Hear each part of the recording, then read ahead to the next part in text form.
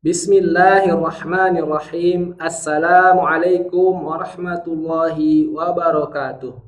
Kita kembali melanjutkan pembahasan buku At-Taki pada video ke-49. Huruf kho dan huruf ghain. Dua huruf ini adalah huruf yang spesial. Karena huruf kho dan ghain nanti ada kondisi dia dibaca tebal dan kondisi dia dibaca tipis, atau dalam istilah hukum tajwidnya sebagai tafkhim nisbi, tebal yang lemah. Maka kho dan ghain ini kita harus tahu kapan dia nanti dibaca tebal dan kapan dia dibaca tipis. Kho dan ghain adalah huruf yang memiliki makhraj yang sama. Maka kho dan ghain ini adalah huruf yang bersaudara. Mereka keluar dari tempat yang sama, yaitu makhrajnya adalah ujung tenggorokan. Berarti di sini, ujung tenggorokan. Makhrajnya sama antara huruf kho dan ghain. Maka kalau ada dua huruf, makhrajnya sama, maka pastikan cara mengucapkannya ada perbedaannya, yaitu yang disebut sebagai sifat hurufnya. Perbedaannya di mana cara pengucapannya? Yaitu huruf kho ada hembusan nafas atau disebut sebagai hamas. Sedangkan ghain tidak ada hembusan nafas atau jahar.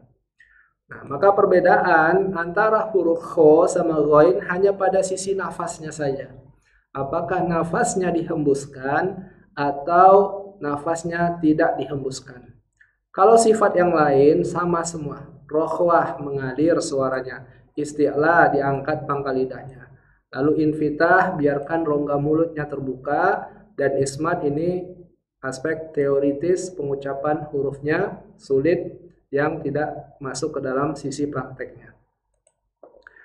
Maka perbedaan antara huruf kho dan ghain ternyata hanya pada sisi nafas. Apakah nafas kita dihembuskan atau tidak dihembuskan.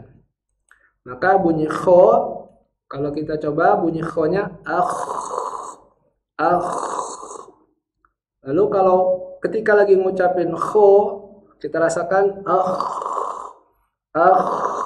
Ada terasa hembusan nafas di telapak tangan. Lalu kita hentikan hembusan nafas itu, maka dia pasti jadi ghain.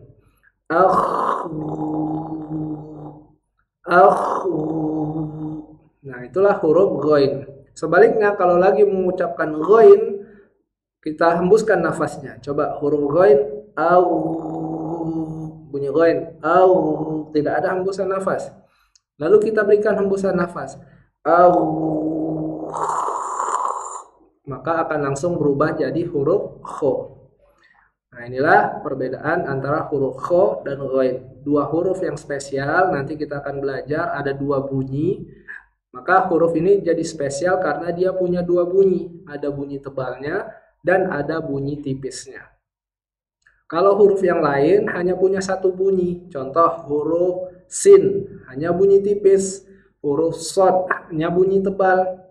Maka kalau huruf kho dan ghain ini dia punya dua bunyi. Maka dua bunyi ini harus kita ketahui kapan harus diucapkan.